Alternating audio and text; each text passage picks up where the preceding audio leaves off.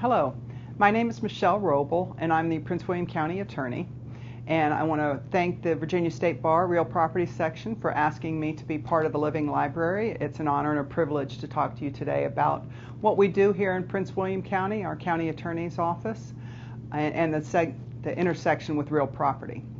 A little bit about me. I went to Virginia Tech. I'm a very proud Hokie. I know there are a lot of good schools in the Commonwealth. Went to Virginia Tech undergrad, and I went to George Mason University School of Law to get my Juris Doctorate. And then in 1993, I joined the Prince William County Attorney's Office. I thought I would be here for maybe 2 or 3 years, get it on my resume and move on. And I've been here for 32 years. I absolutely love it.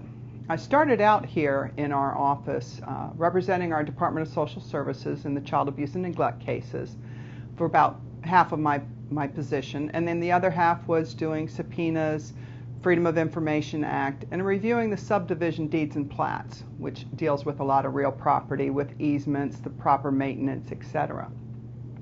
Then after about 7 years, I was moved over into our personnel section dealing with employment matters, personnel, etc. Did that for several years and then became the Deputy County Attorney.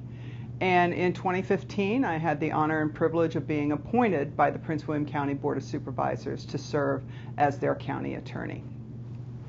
So here in Prince William County, we are a county executive form of government. There are only 2 in the Commonwealth, us and Albemarle County. And I now work mostly hand in hand with the Board of County Supervisors, the 8 elected. But we have an office of 21 attorneys and 13 support staff, and we do a variety of different things here that I'll talk to you about and maybe pique your interest in doing some local government public service work. Our office, we're kind of divided into 3 different areas.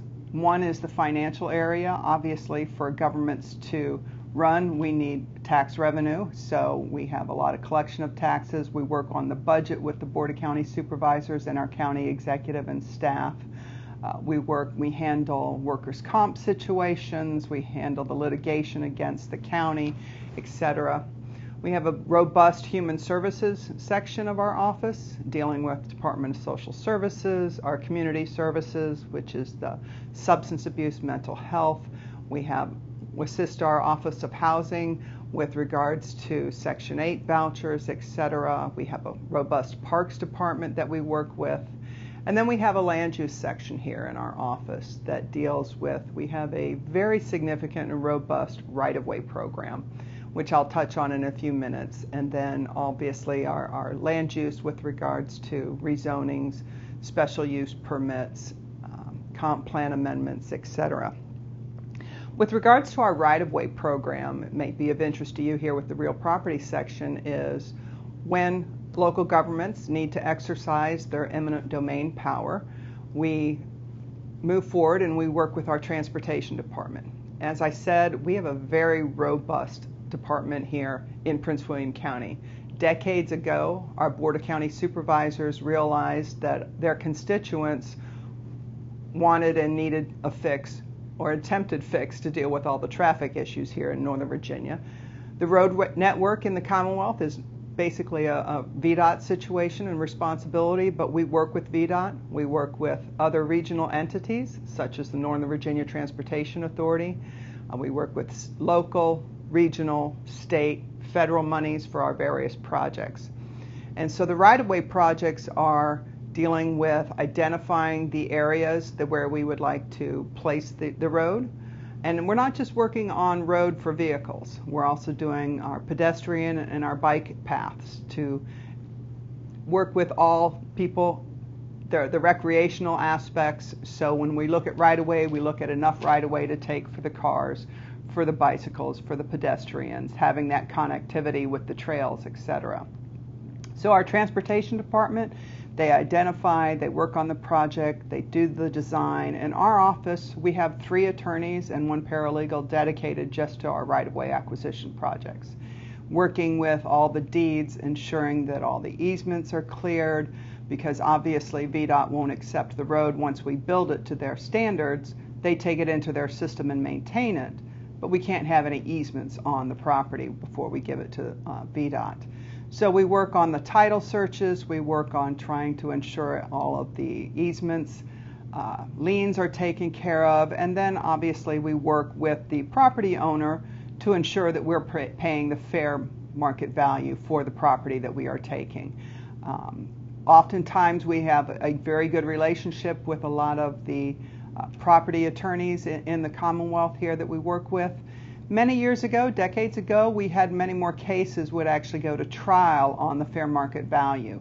Now, mediation seems to be more of the system that is used for these cases to try and settle a case and determine what is the proper fair market value, and we've had great success with utilizing the mediation with the system.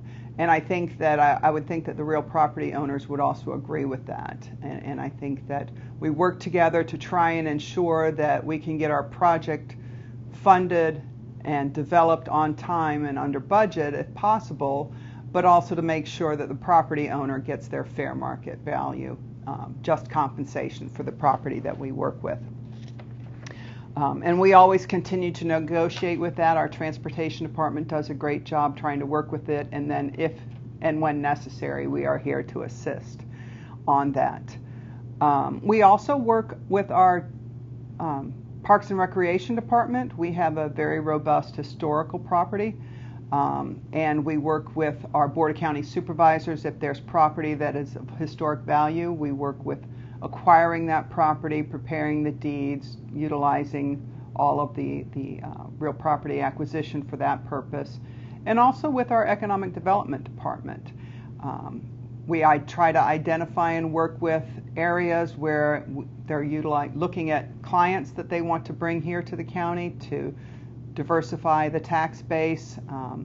There's a lot of property that the county owns, and we have implemented an innovation park where we have sold off various properties. So that's also an aspect that we have with regards to real property.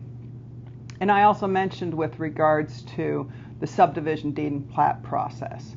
When developers, whether or not the county is involved in it, they obviously need to submit their site plan, get all the proper permits to be able to move the dirt, clear the property, build the buildings that they want to build. And we need to make sure that everything is done properly and legally and up to code. So our development services works with that, and we worked with reviewing all the deeds and plats under the subdivision process, the subdivision ordinance, to make sure that they're proper according to form, the proper person has signed off, there's proper requirement for maintenance for the stormwater, etc. So we are involved in that also.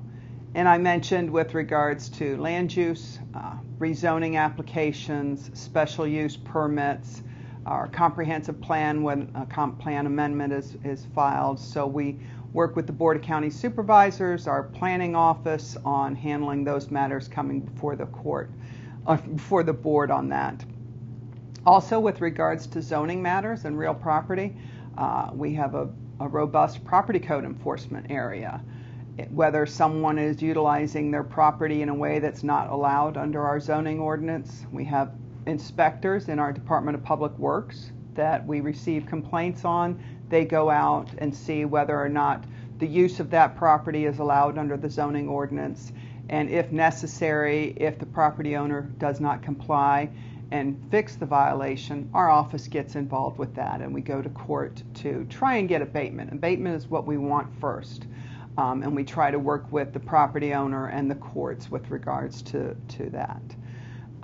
So I know this is a real property section of the Virginia State Bar, and I do not consider myself a land use expert, but we do touch on that significantly here in our office, and I am very lucky and grateful to have a wonderful office of experts in the various areas. We have experts in land use that handle the litigation, that handle, and as you know, land use law, as in other areas of the law, it continues to evolve all the time. So I've got a great group of office here to assist me in providing service to the board.